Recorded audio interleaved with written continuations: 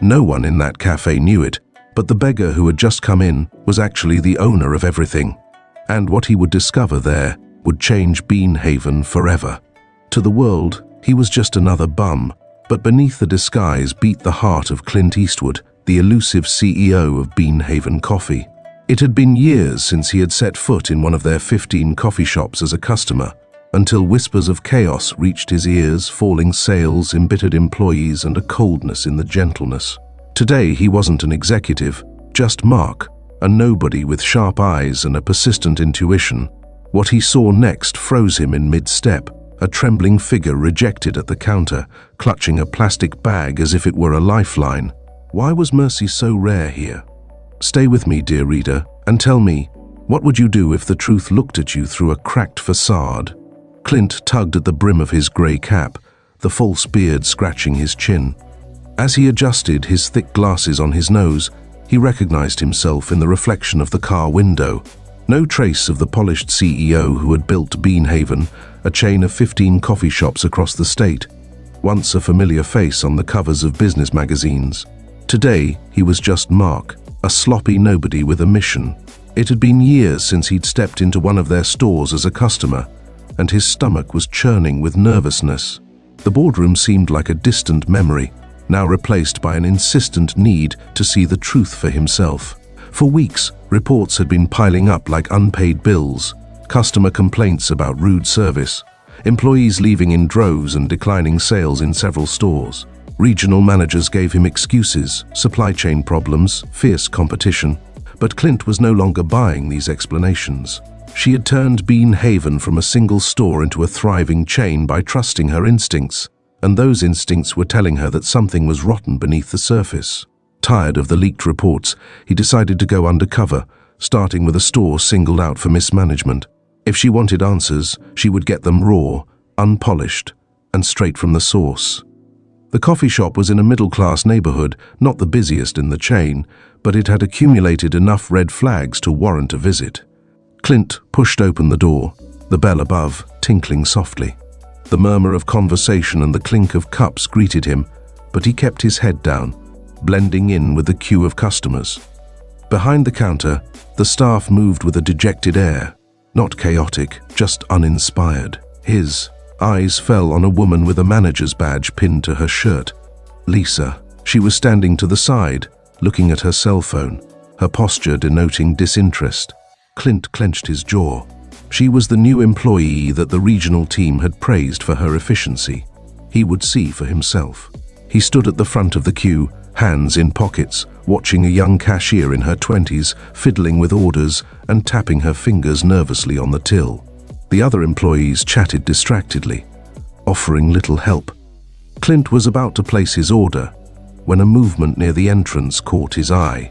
A man entered, his clothes ragged and stained, a plastic bag in his hands.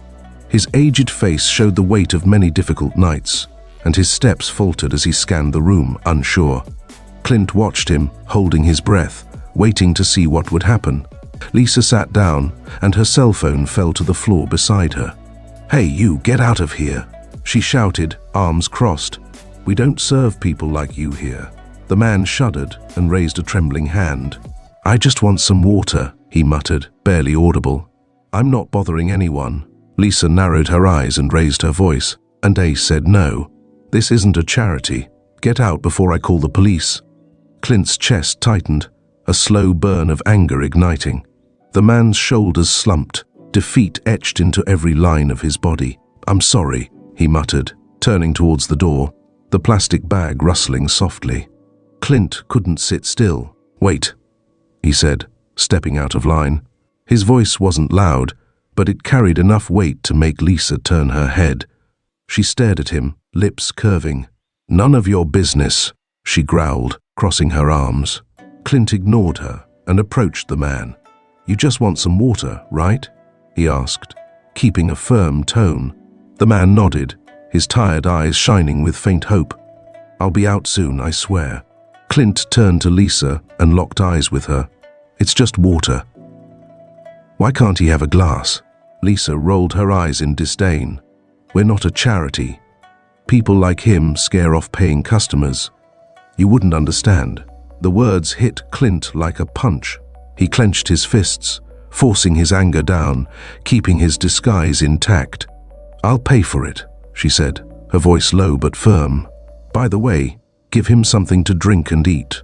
Lisa opened her mouth, ready to argue, but something in his gaze made her hesitate. She grumbled, nodding towards the counter. "Fine, whatever you want." Clint handed the man a glass and pointed to a table in the corner. "Take your time. You're not in anyone's way." The man nodded, gratitude shining in his eyes as he walked away. Clint returned to the queue, his mind racing. Lisa turned back to her cell phone, muttering to herself, while the young cashier gave her a nervous look, half grateful, half suspicious. When she reached the counter, she introduced herself as Mark and ordered a black coffee to get on with the act. While she waited, she studied Lisa again. Her attitude, the lethargy of the staff, the man. The humiliation painted a picture he didn't like. It wasn't just a bad day. It was a symptom of something deeper. He had come in search of answers and had found a disaster. But it wasn't over yet. Tomorrow, he would dig deeper. For now, he took a sip of coffee, the bitter taste reflecting the unease he felt in his stomach. The next morning, Clint Eastwood pulled up the brim of his cap and returned to Bean Haven. His false beard was still itchy, but his determination was stronger than ever. He decided to prolong his infiltration by posing as a new employee to work behind the counter. With a notebook in his pocket, he approached Lisa, who barely looked up from her cell phone. "Hi, I'm Mark," he said, scratching the back of his head to sell the performance of a nervous newcomer. "And they said I should introduce myself to the manager." Lisa sighed and looked at him as if he were an unimportant nuisance. "We're busy," she muttered, waving a hand towards the counter. "Stay with Na. She'll show you what to do." Without saying another word, she scrolled back to her cell phone. Clint nodded and turned to Na, the young cashier he had noticed the day before.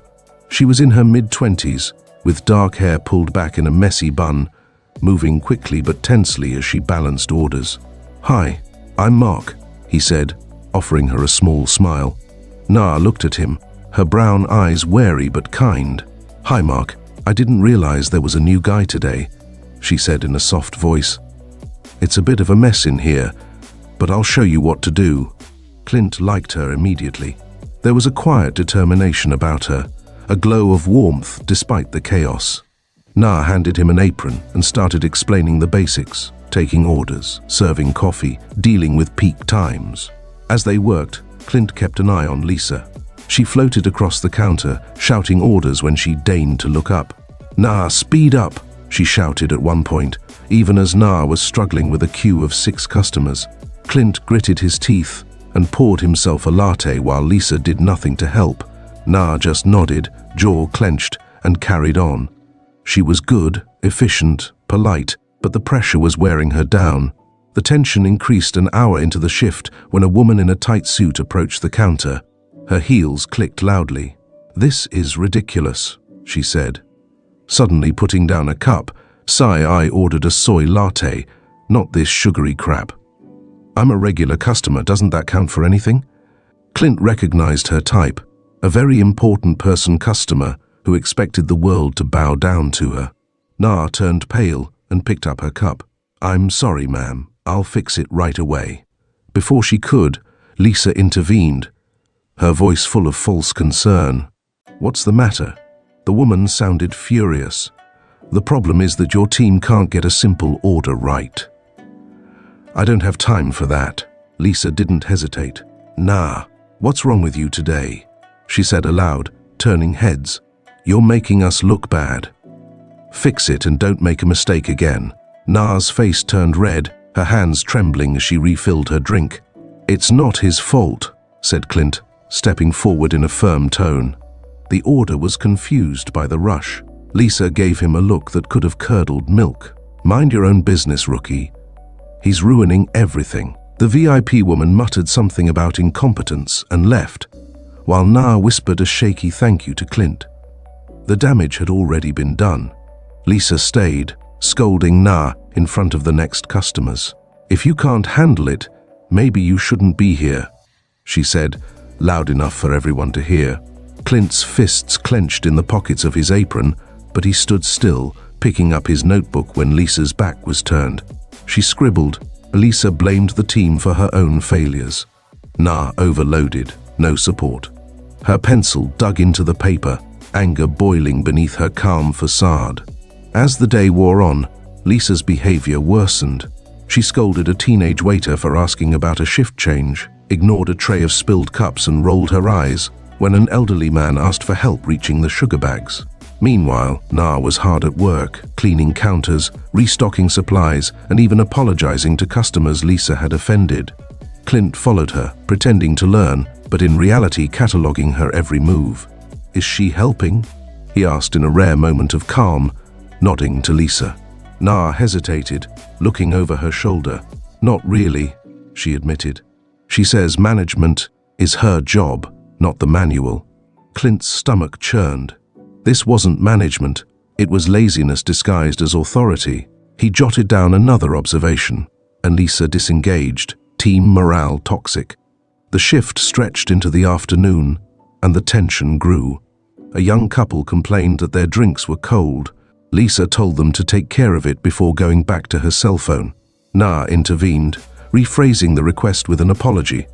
Her shoulders slumped as Lisa watched her with a sarcastic smile. Clint's blood boiled, but he kept his cover, asking Nah casual questions to gauge her limits. "How's it going?" he said, clearing a table next to her. She shrugged, her voice barely above a whisper. "I need to work. My brother's at school, and I'm helping out. Besides, some of the clients are nice." Clint nodded, respect growing. Nah was the beating heart of the place, and Lisa was smothering it. By the end of the shift, Clint had pages of notes and a fire in his chest that he couldn't ignore. He had seen enough to confirm the reports and more. Tomorrow, he would press harder. For now, he put his notebook away, the weight of what he had witnessed settling like lead. Change was coming, whether Lisa liked it or not.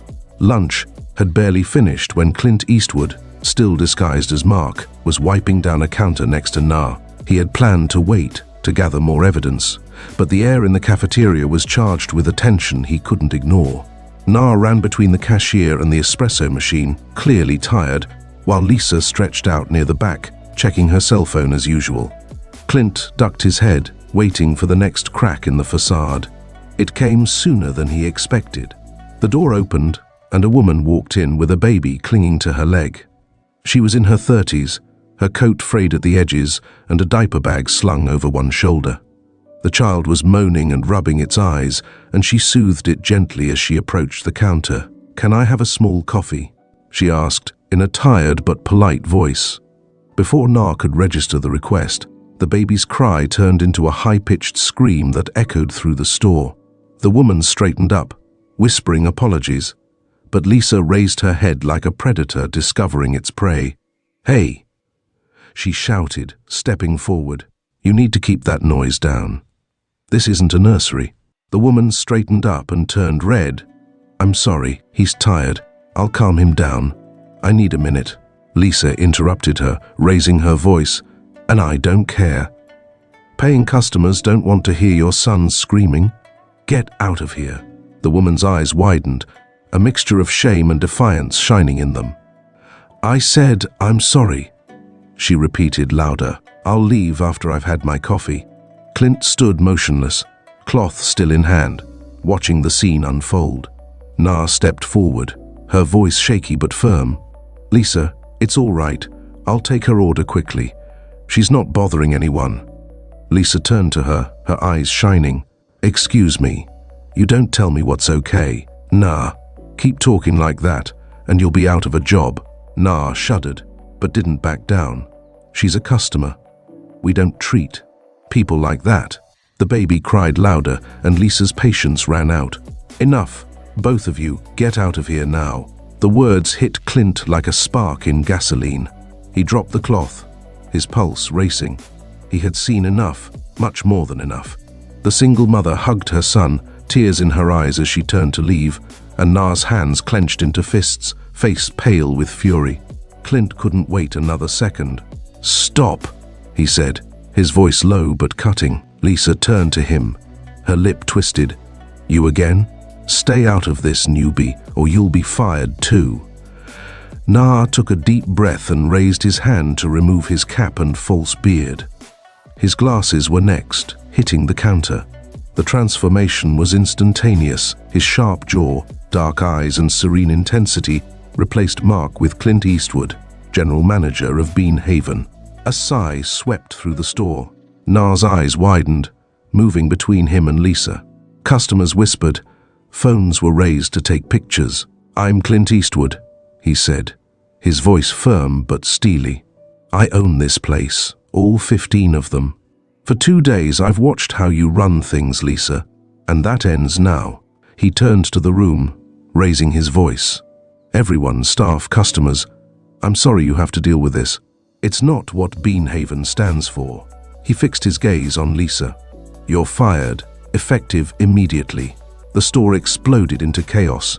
Staff froze and mugs fell to the floor. The single mother stood by the door, her baby calming down as she watched. Nah covered her mouth and tears gathered. Lisa didn't move, her surprise turning to anger and her voice to a growl. You can't fire me like that. I kept this place running while you were sitting in your fancy office. She placed her cell phone on the counter and approached.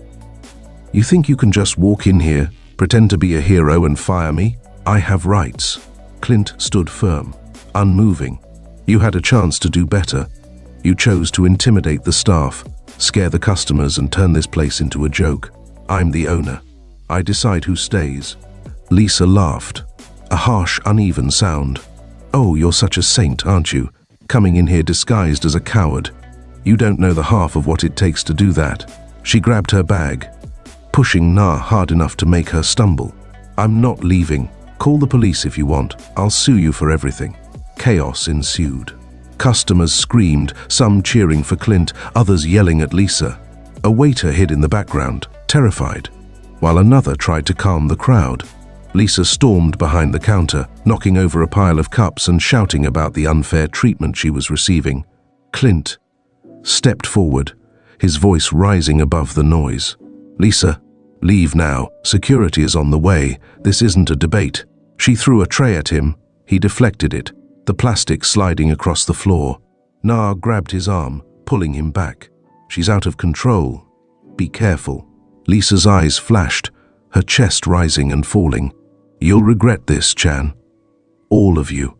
She grabbed her cell phone and ran to the door, pushing the single mother. The woman screamed, hugging her son tighter. Clint ran over to her. Are you all right? He asked. She nodded, stunned. Yes, thank you. The store was buzzing with adrenaline, employees crowding around, customers filming. Clint turned to Nah, and his expression softened. You stood up for her. That took courage. Nah wiped her eyes, still stunned. I couldn't let her do that. Clint nodded and addressed the room. Stay calm. We'll sort this out. His heart was racing, the weight of his revelations sinking in. He had fired Lisa, but the real fight had only just begun. The air in Bean Haven was still vibrating with the consequences of Lisa's departure. The sound of the tray echoed in Clint Eastwood's mind. He was standing in the center of the cafe, without his cap or beard, with his undeniable CEO presence. The customers stayed, some whispering, others leaving in the wake of the chaos. The staff were in a state of shock, their eyes moving between Clint and the door, through which Lisa had angrily exited. He took a deep breath, steadying himself. The revelation had been like a grenade, and now he had to rebuild from the rubble. No, he said, turning to the young cashier who had confronted Lisa. Her hands were shaking, but her gaze met his. You've been the backbone here, he continued. I saw it yesterday, and I saw it today with that mother.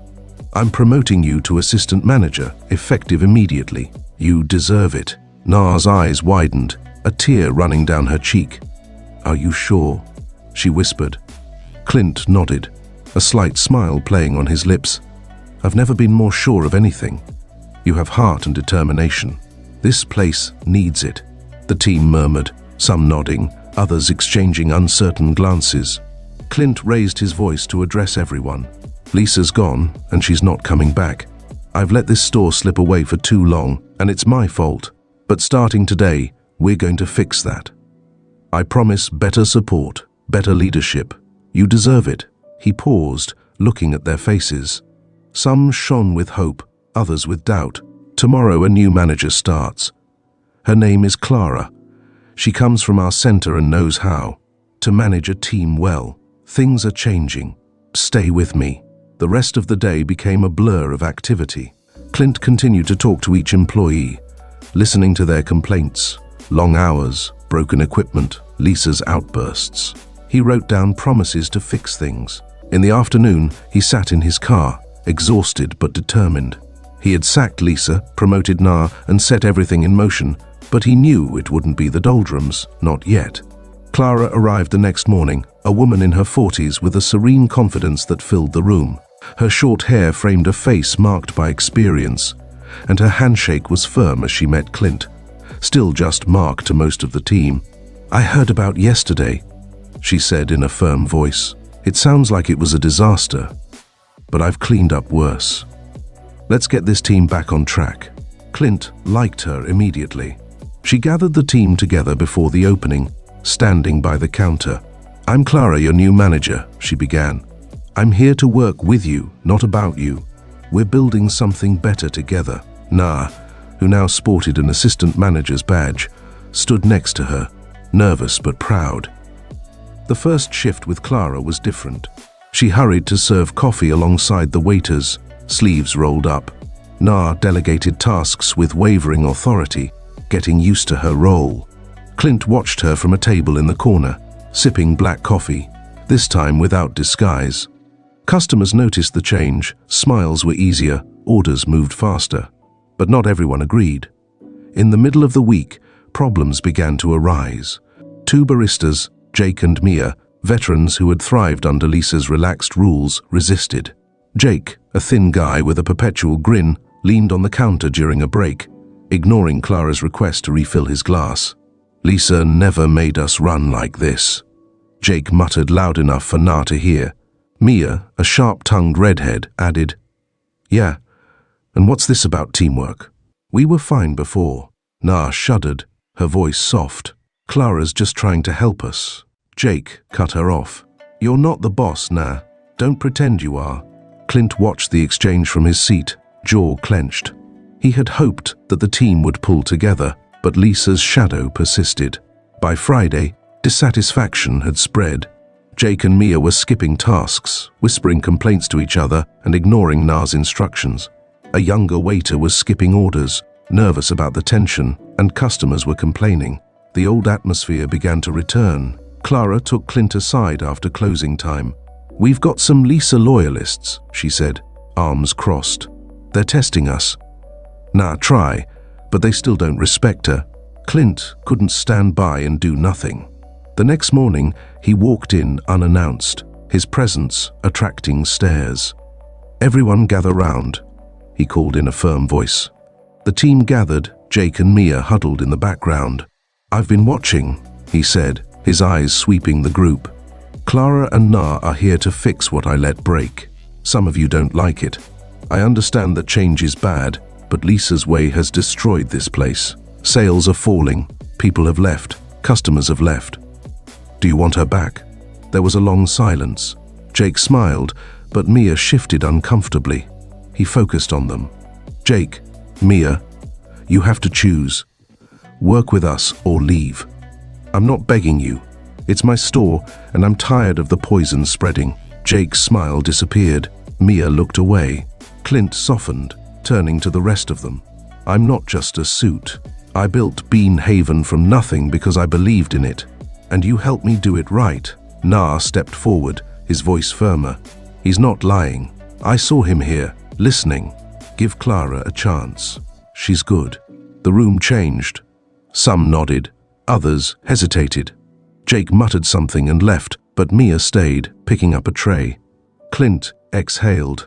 It wasn't perfect, but it was progress. For the next few days, he stuck around, rolling up his sleeves, facing the skeptics head-on. Clara and Na found their rhythm, and the dissatisfaction subsided. The store was still a work in progress, but the tide was turning. Clint knew that the real test was yet to come. Bean Haven and the coffee shop were pulsing with new life. The tension that had previously suffocated the atmosphere had dissipated. Customers were entertained by steaming cups, and their conversations mingled with the gentle hum of the coffee machine. Clara's steady leadership had taken root, turning chaos into order. Na, now assistant manager, moved about with growing confidence, and her warm smile was a beacon to the team and regular customers. Clint often appeared, no longer hiding behind his cap and beard, watching from a table in the corner as sales soared and the spirit of the store was revived. She had kept her word. The new equipment shone behind the counter. The hours had been balanced, and most of the staff had accepted the change. It wasn't perfect, but it was a start. However, a shadow lingered.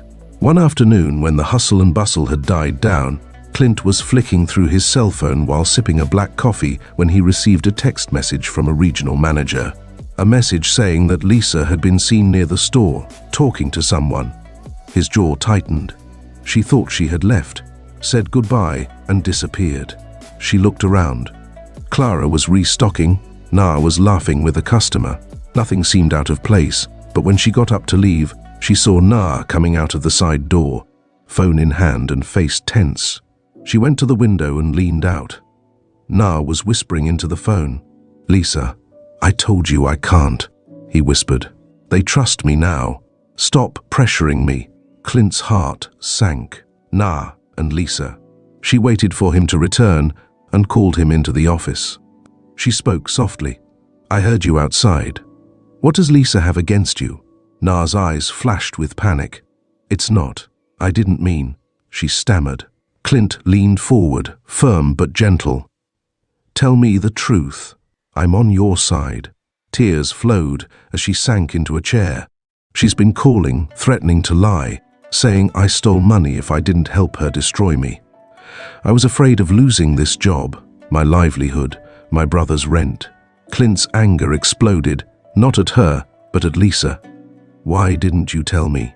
Na lamented. Na sniffled. "I thought I could handle it, keep her quiet." She saw his fear, his loyalty twisted by the pressure. She exhaled, softening. "You're not alone in this." She called out to Clara. "Lisa's harassing Na," she said. "Let's stop her." Clara nodded, impassive. "She's still gold, Clint. Let's protect her." She turned to Na. "We'll raise her salary, enough to breathe easier. And Lisa, I'll take care of her legally if she shows up again." Na's eyes lit up with relief. "Thank you. I won't let you down." He smiled faintly. "You never do." That afternoon, Clint sat in his car, gazing at the warm glow of the store. She had been on the verge of losing that place through neglect, but saving it, saving Na, had lit a fire she hadn't felt for years. She had built Bean Haven to be more than just a business, and now she saw the opportunity to turn it into a home for people like Na. For customers who had been rejected, he wasn't finished. The next morning, he gathered his team together. "Team Clara, Na," he said, his voice firm. "We're not just going to fix this store, we're going to make it the best Bean Haven in the chain." He talked about a new menu, cheap coffee combos, a community council for locals, and a policy of not turning anyone away who was hungry or needed a break. They would fund this with their share. The room buzzed, some applauded, others were speechless. Clara smiled. "Are you serious?" Clint nodded, very serious. "This is what we should have been from the start." For the next month, she dedicated herself to it. She stayed in her apartment, not running away, but fitting in, driving to the store every day. She launched the menu, homemade cakes, cheap coffee, combos, and drew in the crowds. The community board flourished with flyers, jobs, art nights. One day, a man dressed in tattered clothes entered hesitantly. Na greeted him and offered him a free coffee and a loaf of bread. "Make yourself at home," he said. Clint watched him with growing pride. This was what he had set out to build. Sales soared, the team bonded, and the word spread. Other stores adopted the model, but this store shone the brightest. Clint sat down with Na one afternoon when the store was silent after closing. "You did it," he said. He shook his head. "We did it.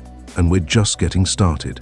Outside, Bean Haven shone like a beacon of warmth and second chances, its legacy restored and flourishing.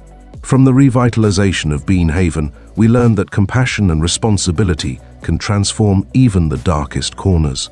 Clint didn't just fix a store, he rebuilt trust, demonstrating that leadership means lifting others up, not putting yourself above them.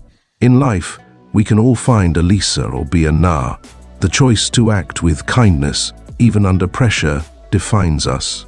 That was Clint Eastwood's inspiring journey and the powerful impact his kindness had on Na's life and on Bean Haven. But now I want to know, what did you think of this story? Do you think brave actions and compassion can really change the world? Leave your opinion in the comments. And if this story touched you, don't keep it to yourself. Share it with someone you think needs to hear this message. Oh, and don't forget to subscribe to the channel to learn more about stories that show the power of empathy and human resilience. Want to be inspired even more? Click on one of the videos that appear on the screen to see another moving story. See you in the next video.